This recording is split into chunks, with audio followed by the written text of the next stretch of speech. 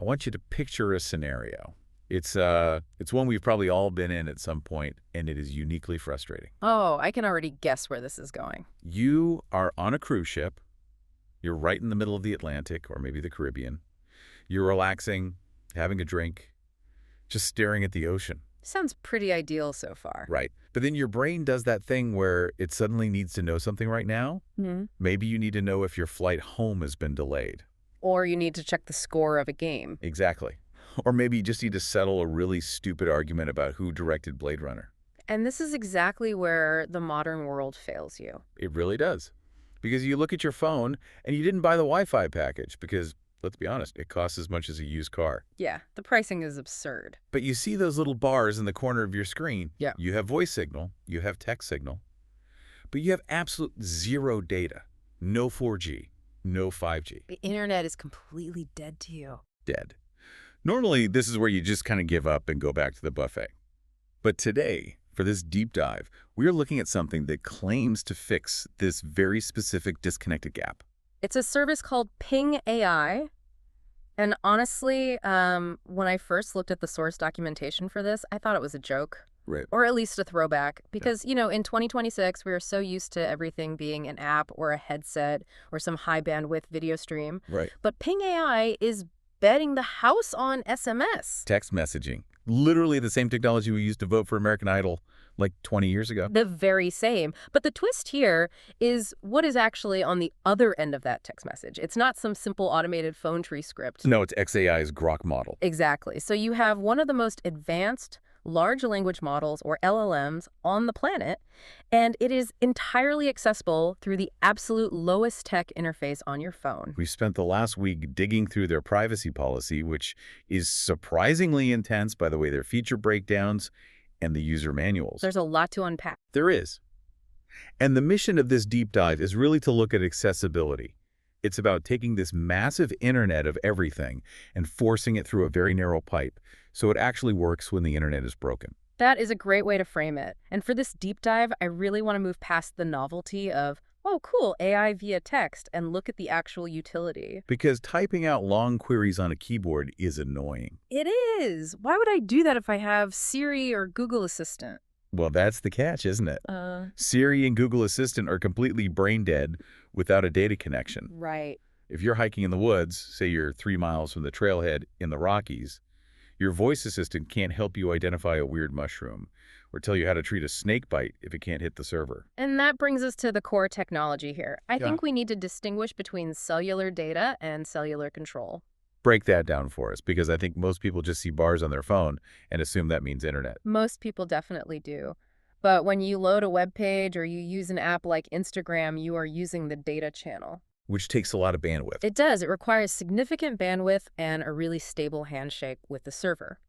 If the signal is weak, or if the network is just congested. Like at a concert or a stadium. Exactly. That data channel just collapses. You get the spinning wheel of death.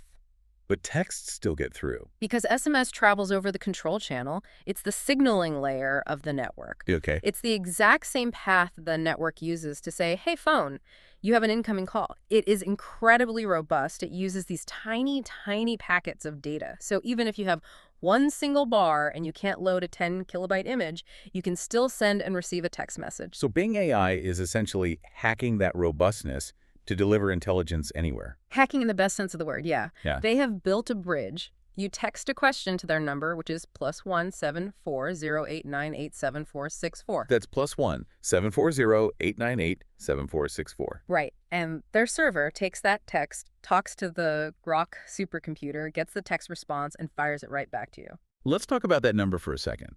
Because usually onboarding a new AI tool is a total nightmare. Oh, it's exhausting. I have to download the app, create an account, verify your email, agree to 70 pages of cookies, set up two-factor authentication. And Ping AI has completely bypassed all of that. The entire interface is just that phone number. You save it in your contacts, call it Ping or the Oracle or whatever you want. You text it, and that's it. That is the entire setup process. No password at all. Your phone number is your identity, which, if you think about it, is how we operated for decades anyway. It totally removes the friction. It does. If you are standing on that cruise ship deck we talked about, you do not have time to download an app. You probably don't even have the bandwidth to download the app. Right, but you can send a text immediately. It effectively turns a completely dumb phone into a smartphone. 100%. You could literally use this on a Nokia brick from 2005. It democratizes access to these massive LLMs. You don't need an iPhone 17. You just need a basic cellular connection. Okay, so the pipe works. It's sturdy, it's low-tech. But let's talk about what is actually flowing through the pipe. The features. Yeah, because texting a chatbot can be, let's be honest, it can be really underwhelming. Is this just for asking what the capital of Peru is, or is there actual utility here? That is the big question. And looking at the features they highlighted in the source material, they're very clearly targeting power users who are off-grid or traveling. Okay. The feature that really jumped out at me, and I know you have very strong feelings about this one, is the flight tracking. Oh, I have extremely strong feelings about this. I travel constantly, and airline apps are just the absolute bane of my existence. They're usually terrible. They are bloated, they drain my battery, and they always seem to log me out right when I am walking up to the gate trying to scan my boarding pass. And they require a solid data connection to update. If you're sitting on the tarmac and the plane is basically acting as a giant metal Faraday cage, those apps just spin and crash. Right. Ping AI has stripped flight tracking down to the absolute studs. So how does it actually work? Do I have to text it and say, hey, AI, please track American Airlines Flight 3054? You can if you want, but you don't have to. You can literally just text the call sign, AAL 3054. That's it. Just the call sign.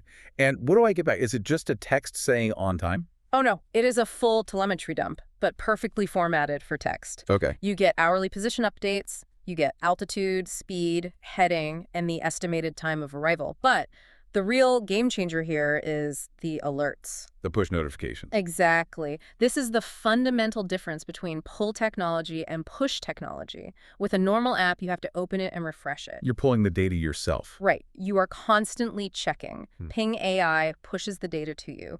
It texts you when the plane starts taxiing. It texts you when it takes off. Wow. It texts you when it starts its descent, when it lands, and when it finally arrives at the gate. That is incredibly useful if you are the one picking someone up from the airport. You don't have to sit there staring at a little map on your screen. You just put your phone in your pocket and wait for the ping. And they've added a social layer to it, which I actually think is brilliant. You can text the word share, then the flight number, and then a recipient's phone number. So if I'm on the plane and the doors are closing, I can set this up. Yes. You sit down, buckle your seatbelt, and text Ping AI, share UAL 202 with my wife's phone number. Okay. Then you put your phone in airplane mode. You are completely offline. But Ping AI's server just keeps working in the background. It texts your wife updates throughout the entire flight. Taken off. Landed, gate C4, all of it. That solves so much anxiety.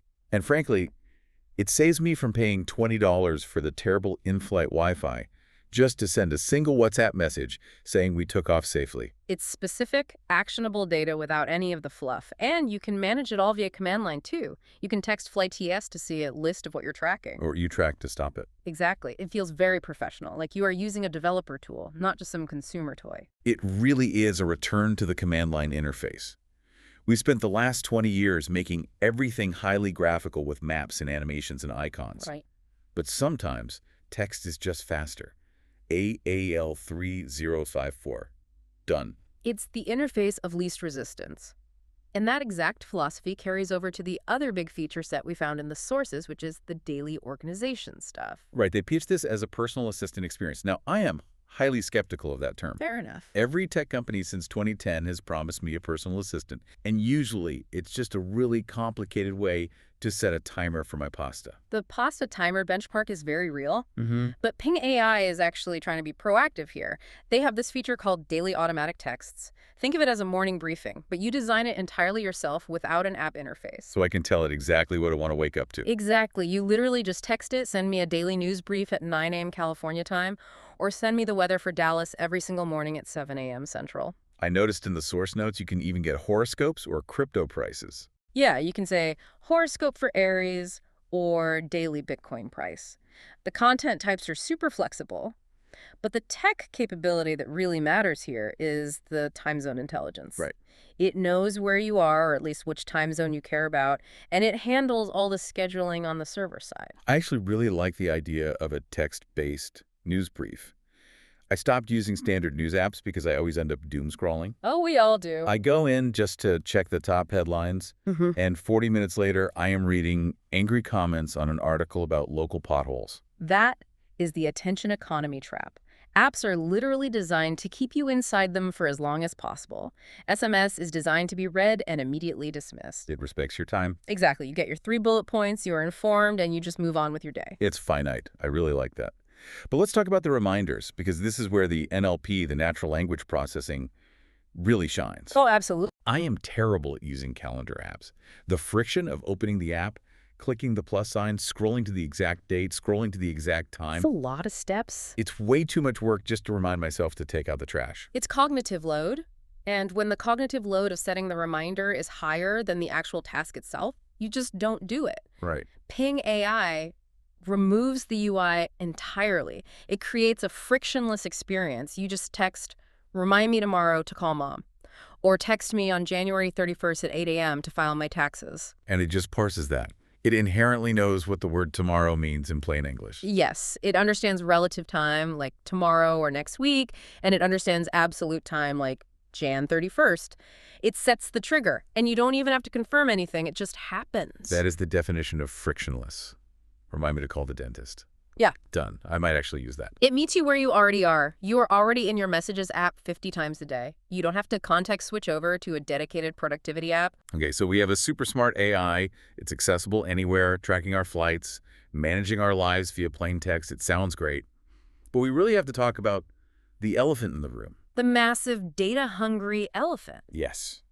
Privacy. Yeah. If I am texting this number, my exact flight details, my reminders to call my doctor, my random questions about weird rashes, Right. who is actually reading it? Is this data being sucked into a giant server farm to train the next version of Grok?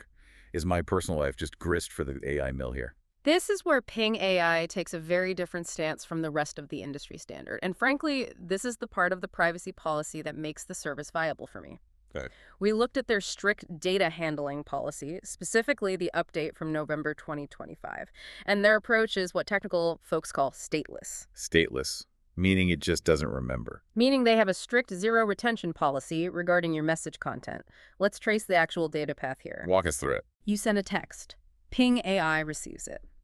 Their system processes your phone number and the message content only long enough to send the prompt to the Grok AI model and generate the reply. And then? Once that reply is sent back to your phone, they hit delete. Like immediately. Immediate deletion. They explicitly state they do not keep logs, backups, or archives of any conversations.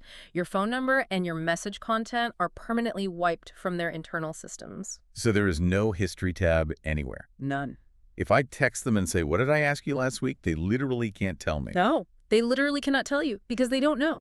To their servers, every single text you send is the very first text you have ever sent them, contextually speaking. That is a double-edged sword, though, isn't it? It's amazing for privacy, but it means the AI doesn't learn me over time. That's true. It doesn't know I'm a vegetarian or that I live in Chicago unless I specifically tell it in that exact text message. That is the trade-off. You are sacrificing deep personalization for absolute anonymity.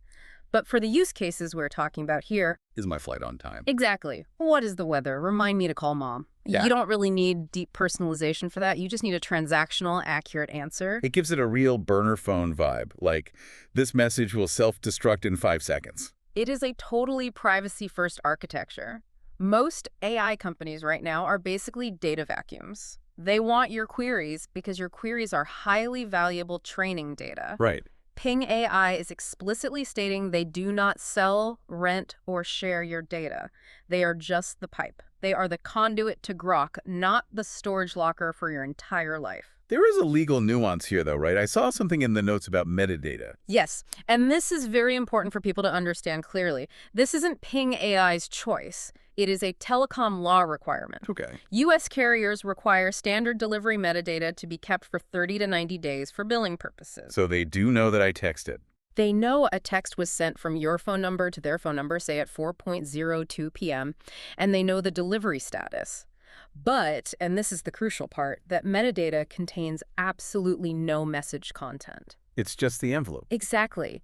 They can see the postmark on the envelope, but they cannot see the letter written inside. Okay, that is a distinction worth making. Because compared to the alternative where my entire chat history with an AI is stored in the cloud forever unless I go in and manually delete it, this is a massive step towards actual digital privacy. It really counters the current narrative that to use advanced AI, you just have to surrender all your personal data. It turns out you don't. You just need a service that is intentionally designed to forget. Designed to forget. I really like that framing. Now, obviously, this isn't a charity. Yeah. They aren't just renting out time on xAI's supercomputers for free. We need to talk about the ecosystem and the business model. How much does this actually cost? They have a very transparent subscription model. It starts with a free 30-day unlimited trial. And the source notes emphasize this heavily. There is no credit card required to start. That is incredibly rare these days. Usually the free trial is a total trap. Oh, absolutely. It's always, give us your credit card now so we can quietly start charging you in a month when you inevitably forget to cancel. Right. This is what we call a major trust signal in the industry. By not asking for the card up front, they are betting that the product is sticky enough and useful enough that you will actively want to pay for it later. The risk for the user is zero. Literally zero. You just text the number to start your trial. And after the 30 days are up, what's the damage? It is $4.99 per month. $5. I mean, that's less than a fancy coffee. And it's significantly less than the premium AI subscriptions out there right now, which are generally hovering around the $20 mark. True. But to be totally fair, for $20 you usually get image generation, voice mode, complex data analysis, file uploads. This is just text. It is just text. But you have to value the access itself. You are paying for the ability to use an incredibly smart AI when the $20 app absolutely refuses to load. You're paying for the reliability of SMS. Exactly. That is a very good point. It's basically an insurance policy against bad internet connections. And how do you actually pay for it? Do I have to go to a website to put my card in? No, they keep you entirely in the ecosystem. When you are ready to subscribe, you literally just chat with Ping AI. It sends you a secure link right there in the text thread. Oh, nice. You tap the link, use Apple Pay or Google Pay, and you are done. It really is a cohesive experience. They aren't trying to force you into a mobile browser unless it's absolutely necessary. I did notice one other really interesting feature in the notes, though, a podcast generator. Yeah, that was a bit of a curveball in the source material. The documentation mentions that you can input a prompt, like explain quantum physics, or even upload a script, and it actually generates audio. Can I do that just via text message? It seems to be part of the overall text command ecosystem, yes. It turns text into voice. That's fascinating. It really feels like an extension of their whole accessibility mission. If you are driving and you want to basically read an article, you could have Ping AI summarize it and convert it to audio right there. It shows they're definitely thinking about different ways to consume AI outputs beyond just reading paragraphs on a screen. Absolutely. It is just fascinating to see a tech company double down on text messaging in 2026. It feels like we've gone full circle. We started with command lines, so we went to graphic user interfaces, then apps, then spatial computing, and now we are right back to a command line. But the computer sitting behind that command line is infinitely smarter now. So just to recap our deep dive here for everyone, Ping AI, it is literally just a phone number. +1 7408 98746. Right. That gives you direct access to xAI's Grok model. It works on a cruise ship, it works hiking in the woods, or anywhere you have even a tiny sliver of cell signal. It tracks your flights with automatic push notifications. It manages your daily briefings and natural language reminders. And once it answers you, it permanently deletes your data. And it costs $5 a month after a totally cardless free trial. It really is a very compelling package for anyone who values actual utility over flashiness. It really is. It feels like a tool built for the pragmatist. Yeah. If you are the kind of person who just wants the answer and does not care about the UI, this is exactly for you. I think it raises a much bigger question about the future of our devices entirely. How so? Well, we often just assume that advanced AI inherently requires advanced hardware. Right, the newest chips, the fastest 6G speeds, the highest resolution screens. We always chase the specs. We do. But Ping AI essentially proves that the delivery mechanism can be 30-year-old technology. It's the content that matters, not the container. It is a bit humbling for the tech industry, isn't it? Yeah. We spent billions and billions on 5G towers, and one of the coolest new AI tools runs on the ancient control channel. It really is. And here's the provocative thought I want to leave you with today as we wrap up. We are all sitting around waiting for the metaverse or Neuralink or some crazy sci-fi interface to fundamentally change our lives. Right. But if the smartest AI on the planet can now live perfectly comfortably inside a simple text message, does this mark the end of the app era? That is a bold claim. Think about it. If you can eventually do everything banking, travel tracking, daily news scheduling, all via a simple natural language text conversation, why do you actually need a screen full of 60 different icons? Why do you need to navigate all those menus and tabs? Exactly. Are we just circling right back to the command line interface as the primary way we navigate our daily lives? From DOS to iOS and all the way back to DOS, the circle of life is real. It really is. Well, that is definitely something to chew on. If you want to try it out yourself, maybe the next time you are stuck in an elevator or out on a boat, the number again is +1 740 898 7464. Give it a shot. See if the text-based command line life is for you. Thanks for joining us on this deep dive. Stay curious, everyone.